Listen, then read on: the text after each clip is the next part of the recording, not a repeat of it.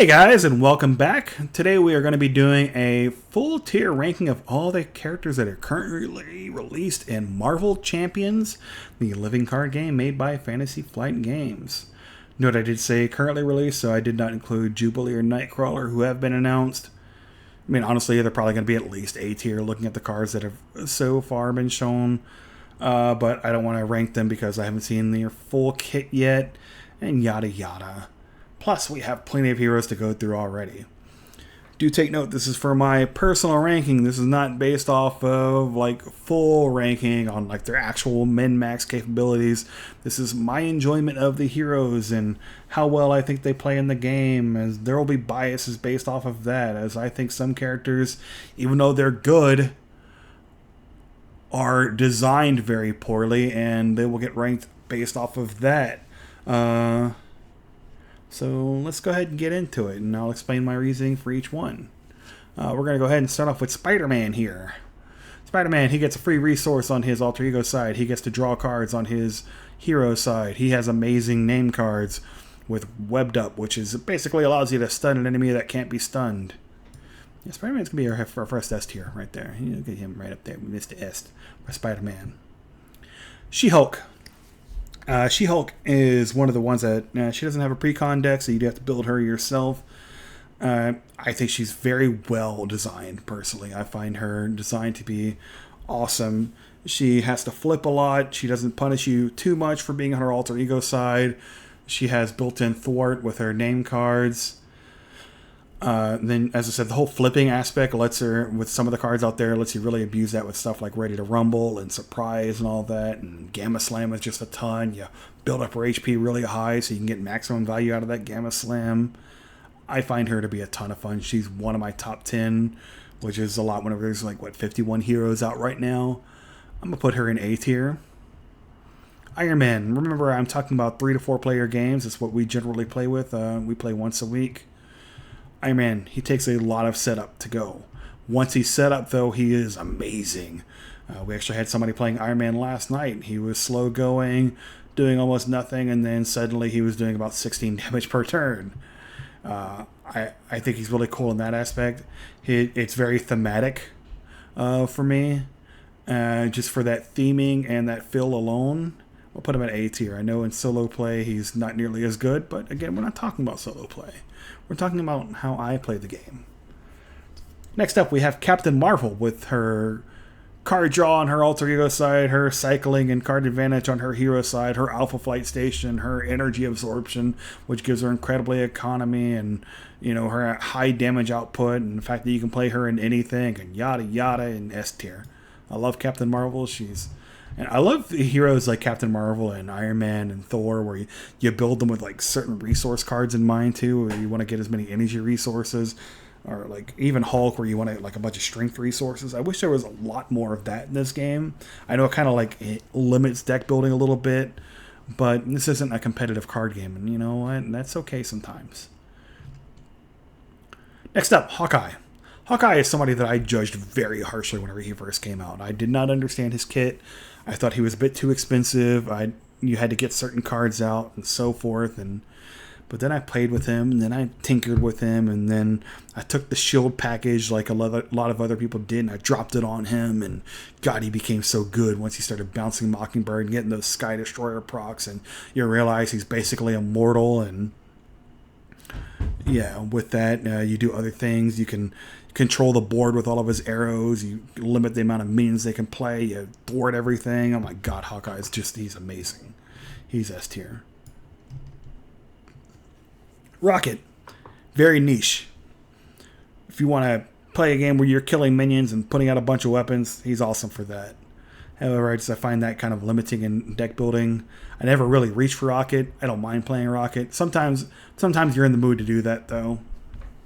But I put him at C tier because of that. Whenever somebody's just so limited in their aspect. But yeah, he's a solid C. Captain America. We all know where Captain America is going. He's going S tier. Captain America is amazing. You can play him in anything, but you're going to play him in leadership. He just throws out allies at an unprecedented rate. He can just recur himself with I can do this all day. He has amazing name cards. You can buff him up. You can just, you can do so much with Captain America. He has anybody with a revival mechanic is also really good. So, and he has that. Time for my first controversial take. Black Panther, worst designed character in the game. I don't like him. I'm sorry. I know some people really love him. They really enjoy the character design. I love Black Panther in the comics. I think he's a very interesting character. I really enjoy reading his stuff. I enjoy him in the shows. I, of course, enjoy him in the movies. And I'm sad that we won't see him ever again in the movies because of, poor Chadwick Boseman and all that stuff. He was an amazing actor, and they really did a good job with him in the MCU. They do a good job with him in the comics as well. He's just an amazing character. I don't know what they did with him in this game. He's basically just boiled down to being an economy character like Captain Marvel. However, she does it better, in my opinion. And then I don't like the Wakanda Forever setup with him, where you have to get your suit set up and you play Wakanda Forever and your suit does different things. And it's just a very limiting game space, and every game kind of feels the same with him. And I don't know, I just have a lot of people that just don't enjoy playing him. In my friend group, I know he's very popular out there, but not for us. Miss Marvel's going to be another one that, this is just a personal opinion, I'm going to rank a little low because I find her kind of boring. I know she can be really good with her event recurrence and you can do some cheesy stuff with her, but I'm going to put her at C tier. I would put her at D tier just because I don't enjoy playing her, but she's good enough that I'm going to rank her up even to C, just because that event recurrence can be really good. She can get card advantage with her alter ego side and so forth, and she has some pretty good name cards, but Thor, he's like Rocket but slightly better, at least in my opinion. He kills minions, but he's big and beefy, and he can deal a crap load of damage at one time with his Thunder Strike and all that stuff. He can really get some massive turns going with limitless stamina and things like Hall of Heroes, and once you have all of his resource cards down, he can be a bit of a monster. I enjoy Thor a lot, and again, this is a little bit of my bias of I enjoy Thor more than Rocket Raccoon. So yeah, that's where I'm putting Thor. Black Widow. I know a lot of people rank Black Widow pretty low, and I never fully understand why. I know one of the reasons is that they play, a lot of people whenever talking about the game are talking about solo play. I am talking about 3 to 4 players. We have a few characters out there that we play that we purposely don't play too much because we feel that they're too strong in multiplayer. Black Widow is one of those. She's my, whenever we're like having trouble with something, I'm like, well, I guess I'm busting out Black Widow now. Her ability to punish the villain on his turn, deal mass amounts of damage with that, her recurrence of her own little tactics and all that stuff, her setups, and her ability to cancel things like treachery cards and, revert boost damage and all that stuff makes her a powerhouse, in my opinion. I really enjoy playing her a lot. She is my favorite character to play in this game. And because of that, I'm going to go ahead and put her at S tier. Up there with everybody else. I think she is amazing. Alright. Next we have Doctor Strange. We all know what we're doing for Doctor Strange. We're going to take this. We're going to go ahead and add a row above. We're going to click that away. We're going to go ahead right there. We're just going to type in Doctor Strange. Where did it go? Oh, I forgot that if you highlight it and everything, it just closes. Doctor Strange. Let's go ahead and make him like bluish purple. I don't know what you want to call that. Violet, maybe? We're just going to put Doctor Strange right there. Doctor Strange is on a different level. I'm wholly convinced that you could take Doctor Strange's 15 cards, his side deck, and you can give him 25 blank other cards. And Doctor Strange will probably still be the strongest person at your table. His side deck is strong. All of his name cards are just ridiculously strong. He's an amazing character. If you do not own Doctor Strange, you buy Doctor Strange. He's a ton of fun to play. He's if you want to deal with Ronin level threats, you play Doctor Strange. Not much else to say about that. Hulk. One of my more controversial opinions is I think people crap on Hulk too much. Hulk does what Hulk does. He smashes. He does damage, and that's all you really need him to do. Yeah, it sucks that you discard your hand, but who cares? He's Hulk. He's going to get a new hand. He's going to smash with that hand. I mean, yeah, he sucks for solo play, and you really have to be in the mindset of, I just want to hit things today. So it makes him very niche in that regard. He's going to be D tier. I think he gets crapped on a bit more than he really should, because he's interesting in the fact of, if you want to play Hulk, you play Hulk, and you do Hulk things. But that's all you're going to be doing, and you have to accept that. Next up, we have Spider-Woman. I think she's one of the probably better designed heroes in the game, with her running 2 aspects and then getting... She really rewards you for playing out your turns well, with the different aspects and all that stuff, and really rewards deck building. I should probably put her at S tier.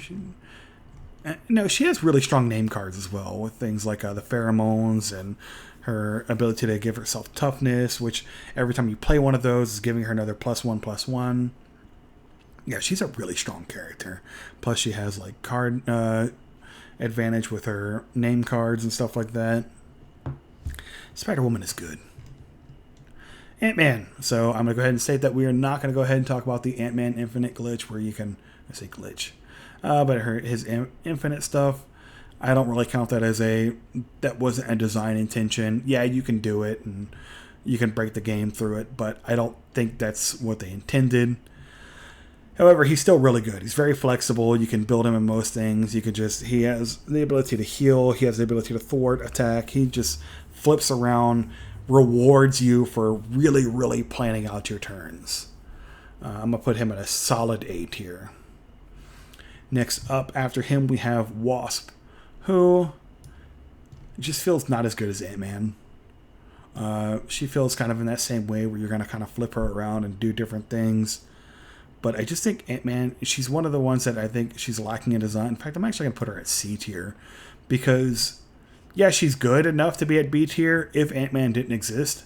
But Ant-Man just kind of does what she does, just a little bit better. She's just like the more like direct version of Ant-Man, whereas Ant-Man's very flexible. For her, you have to be like, do I want to be a thwarter? Do I want to be an attacker? Yada yada. And because of that, I find her design a bit more limiting than Ant-Man. So that actually degrades her a little.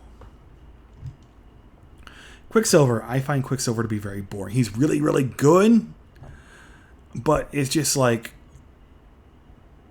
I'm going to hit, I'm going to stand up, I'm going to hit, I'm going to stand up, I'm going to hit, I'm going to stand up. I don't know. He's obviously S tier if we're ranking just on like strength levels alone, but I'm also factoring in fun. And again, this is a personal list. If your whole aspect of how you want to play the game is standing up and doing as much as you can in one turn and seeing how many actions you can get in one turn, how much damage you can get in one turn, hey, that's on you. For me, I find it slightly boring, so I'm going to lower him down to A tier based off of that alone. Scarlet Witch. She can be a ton of fun. She can output a lot of damage. She can do a lot of thwarting. She comes with some fun cards. I really enjoy her. Again, another top 10 character for me. I'm going to put her at A tier. She of course can, she gets 2 obligation cards. Whenever I first opened her, I actually thought that it was like a misprint, and I accidentally got 2, so I would only play with 1 at a time. And then I read that, I read the FAQ. It's like, oh, wait, you are supposed to play both of them. All right. So, and I think other people made that mistake too, because it became an FAQ. Yeah, she's a ton of fun to play. One thing I hate about her and Quicksilver is they have a really bad team-up card. I wish their team-up card was better. But, yeah. Yeah, no, she's a lot of fun. And, yeah, I definitely recommend picking her up and playing her. Groot. D tier. Groot. F tier. Not as bad as Black Panther. I enjoy Groot. I really wish it's just, Groot is antithetical to his own setup, where you get growth counters, but then if it wasn't a forced interrupt, if you didn't have to lose your growth counters whenever you got hit, he'd be so much better. He's still really good, though. I'm putting him at D. Well, I say really good. He's still playable, though. Black Panther, I should just rename this Black Panther because I don't think I'm putting anybody else in F. But yeah, the fact that you lose your growth counters constantly, and then people against Ronin, like stuff, hard hitters like Ronin and Crossbones and stuff like that, you can't even just play Groot because you won't be able to use half your cards. Yeah, Groot's D. Star-Lord. Put him at a solid B.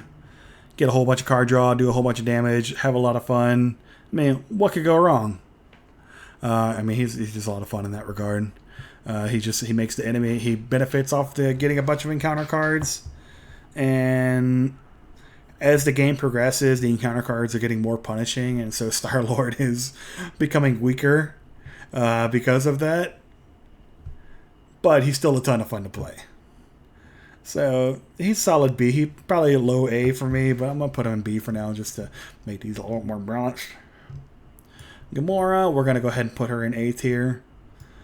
With the ability to just put any attack event in the deck, and you can get recurrence and things like Clobber, and then the constant thwarting and attacking no matter what. She's a lot of fun. I have nothing. My friend plays Gamora a lot more than me, so he'd probably put her in S tier. Drax, very niche character. Just get attacked. Go ahead and get more attack. He's somebody that you want to put like the symbiote suit on. You want to really get his health up. You want to put stamina on, or endurance, I mean. You want to get all sorts of things on him and just make him as beefy as possible so you can stay in your Drax form as long as possible and beat the crap out of things and draw cards. And he's fun in that respect, but again, he's pretty niche. Venom, I'm putting at F tier just because he's not Eddie Brock. No, I'm joking. I love Eddie Brock Venom. He's one of my favorite characters in Marvel. And I hate how much Marvel just loves not making him Venom. Because like there's so many different aspects of media where they're like, yeah, but it's not Eddie Brock Venom, like in the Marvel Spider-Man 2. Not Eddie Brock. And this, it's not Eddie Brock. It's Agent Venom, which is Flash Thompson. I don't know. I'm putting it A tier. He's probably S tier, but I'm putting it A tier solely on the fact that he's not Eddie Brock. Now, he has really good cards with his multi-gun. He's like Spider-Man. He has the webbed up capability where you can stun enemies that can't be stunned. I mean, I'm putting him S tier. I should put him in A tier for not being Eddie Brock, but that's not right of me. Adam Warlock is not a character I could ever get into, both in the comics and in this game, and the MCU made him a joke. I'm not a huge fan of him. I understand his strength and his deck building and so forth. He came with some of my favorite cards that I put in a lot of my decks. I know a lot of people don't play the like cosmic cards like the Gardener and the In-Betweener and all that stuff. I love playing those cards, and I never see those in deck lists. And I know they're not the best, but I just really enjoy them. But he's a solid C tier. He's very flexible. Spectrum, very flexible character, very powerful character in that regard. She has okay name cards. I'll put her at B. I just wish she was just a little bit more interesting. Nebula, you can have really fun pop-off turns with her. You can do a lot of stuff with her, but she requires a lot of setup. And then once you've kind of blown your load with her, she kind of like you have to wait until you recycle your deck. So I'm gonna put her at C tier for that. War Machine is S tier because War Machine can do War Machine things. He can kill bosses instantly with his bunker, and his you drop the shield package on him with Agent Carter, and you keep on redoing that bunker and filling it up all the way. Then you rat-a-tat-tat-tat-tat, and I think he's a ton of fun. And even if you just play his base package, he's one of the characters that I believe like his pre-con deck is just a ton of fun, where you get out those massive allies and they die instantly, and you get rewarded for them dying and going away. And he was even more fun before the errata on him, where you would flip him over to roadside and you would shuffle all your War Machine cards back into your deck. Valkyrie. It's another character that gets crapped on a lot, like Hulk. She's very niche, and she's like Thor and Rocket, where all she does is kill minions and all that stuff, and she has the death glow, and If Deathglow was free, she'd be like B tier, maybe even A tier. But since you have to pay for Deathglow and all that stuff, and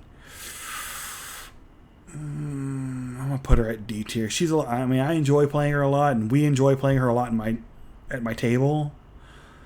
But I understand her weaknesses. Now I'm gonna put her at C tier because she's still fun. Vision.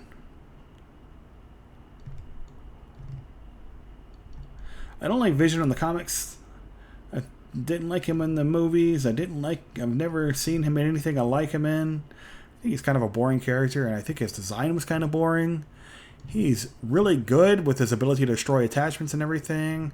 With that, but I don't find him very interesting. Like, he's a character we've only played like maybe 2 or 3 times total, because he's just kind of a boring B for boring. And again, this is my personal belief. I know some people are going to rank him higher. There's Vision fans out there. But, yeah. Ghost Spider, S tier. Her ability to recur, or just constantly just bounce up and down, and her recurrence and all that stuff. She's a ton of fun to play as well. I love the forced interrupt aspect of her design. Really plays with it feels like they found a keyword to play with, and they played with it very well. Miles Morales. Put a solid A tier. He's just not as good as Spider-Man. Nova.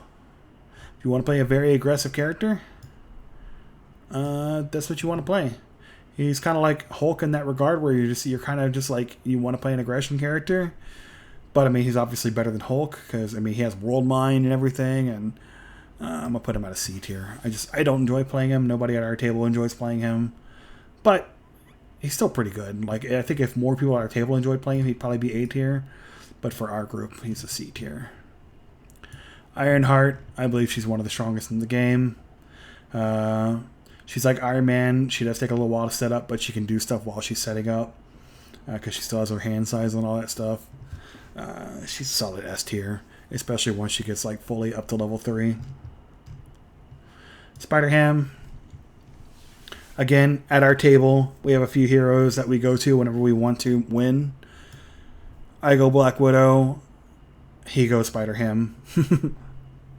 He offers a lot of control. He offers a lot of survivability. He offers a lot of resources. Yeah, Spider-Ham's really good. Colossus. Really good in protection. Really good in aggression. I've never played him leadership. And I think he's a little too expensive to play Injustice. Solid A tier, though. Shadowcat. I'm not making her own list, because I already did that joke for Doctor Strange. So she is by far the highest in the S tier. Her ability to just control the entire game. You play her protection, look up how to play her in protection, and you'll understand why I am saying this. She can basically just make your team take no damage, and if played properly. She requires piloting skills, though. Like, you have to understand how to constantly flip that phasing form and all that stuff, and it's a lot of work to get the sequencing down, but once you understand how she's played, she is amazing. And she's one of the ones that I don't get to play that much, because, she's a bit too strong in that regard. And, we like to have challenges, and if we don't want to challenge, we bust out, people like Doctor Strange and Shadowcat. Spider. I'm putting S tier. I know I have a lot of S tiers, but you know what? They do a good job designing this game. Spider is an amazing character. You look at her hand size and you go, what the hell? However, you throw stuff like the symbiote suit on her, and her ability to constantly just stand up and do 1,000 actions per turn is amazing. I fucking love Spider. She's great. Sorry for cursing, but she's that good. Anyway, that's it for Spider. Go play her. Cyclops, again, one of my top 10s. I love playing him. He's, instead of Captain America, he's actually the ally deck of choice for me. I really enjoy playing Cyclops. I really enjoy all of his tactics. I got excited whenever I saw Iceman, not for the Iceman cards, but for all of the tactic cards that you get to play with and all the upgrades and the Shark Girl. I'm like, oh my god, I can't wait to put this in my Cyclops deck. I really enjoy Cyclops, and he's one of my favorite heroes in the comics. So Cyclops, it goes into easy S tier for me. Phoenix, one of my top 10 again. However, I understand her weakness. She punishes you for playing the game with her, especially since all we play is Standard 3 now, because Standard 3 is so fun. That makes it so she's even worse. She's still really strong. I'm going to put her at A tier. What's funny is that we were showing the game to somebody last night, and we got out Dark Phoenix, and he goes, wait, literally all that happens is if we hit 12, we lose? Why are you even playing this character? Because she got out and then she instantly put 4 more threat on her scheme, so it was at 10 right away. And yeah, ton of fun. I enjoy playing her a lot, and I really recommend playing her, especially if you want to screw over your friends. Next up, we have Wolverine. Wolverine's a ton of fun to play. He's pretty limiting in what he can do. He's aggression. He aggressizes. He hits things really hard. He takes care of minions a lot. He can do a lot of things. He can take big hits. He does have like a nice revival mechanic, which I always rank high. And because of that, he'll be an A tier. I really enjoy playing him, but you know, he's not quite the S tier level. Storm. I'll put her in A tier as well. Mainly because you have to have a player that understands what everybody else is going to be doing as well. Since her Weather Goddess ability affects everything on the field, including all allies and enemies. So you really have to not only plan out your turn, you have to plan out the other players and what they're going to be doing during the enemy turns, and then the sequencing of the next where you fall in line. Because like I'll say, if you go first this time, that means you're going to be going last time. Do you really want everybody having -2 attack that entire time? And so forth. Yeah, so with that, I put Storm at A, but she's really good. Gambit. He can do a lot of damage. I'm going to put him at B tier simply because I think his alter ego side should not exhaust him. Yeah, that would make him really strong in the thwarting department, but you know what? Maybe Gambit should have that.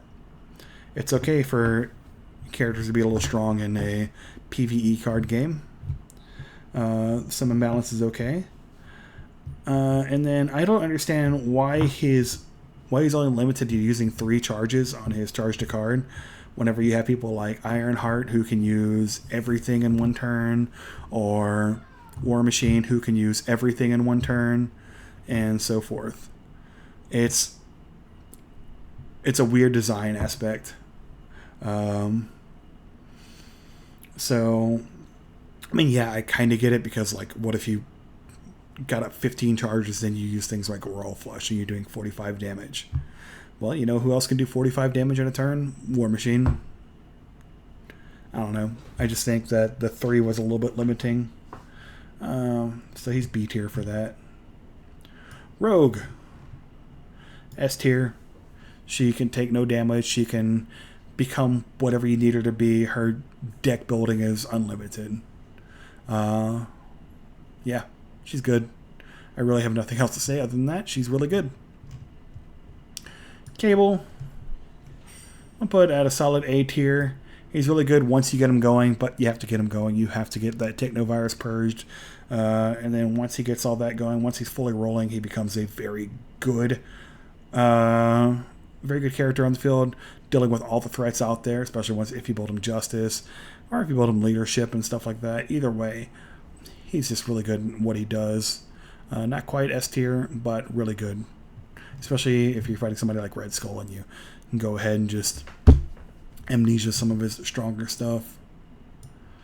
Domino. She requires a bit of skill to pilot, but once you understand how to manipulate your own deck, she's S tier. Especially if you're playing Cosmo. Psylocke.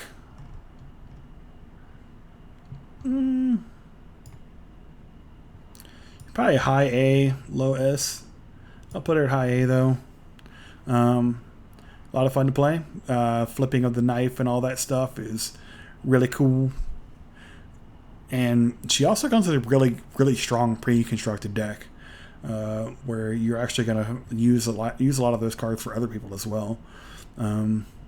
So I really recommend picking her up for that reason alone. But yeah, her name cards are really strong. She does require some sequencing, so learning how to sequence her properly. And I always enjoy characters that revolve around a lot of proper sequencing. So things like She-Hulk, things like Shadowcat. If you see a trend in my favorites that I keep on saying I like to play. Angel? I actually have not played Angel yet. Every time we've had Angel, somebody else has always played him. Usually my other friend that we play every week with. He plays Angel the most. He seems really strong. I wouldn't put him at S tier. I would put him at a solid A tier, though. X-23. She is like Quicksilver, where she likes to stand up a bunch. Only she's more interesting, in my opinion. So I'm going to put her at a high A. And where she's a lot of fun to play, especially once you figure out how to keep Badger on the field and all that stuff. There's just a lot of play around with her. She's really cool. I enjoy her. Deadpool. I think Deadpool's more on the broken end. He's hard to kill. He could do stuff he puts more stuff out there, more accelerator tokens out there, but who cares? He gets rewarded for that. He gets rewarded for doing everything. He's a lot of fun to play, but he's one of those ones that we kind of say, okay, no Deadpool tonight. But because he's so strong. Magic. I instantly fell in love with Magic and her ability.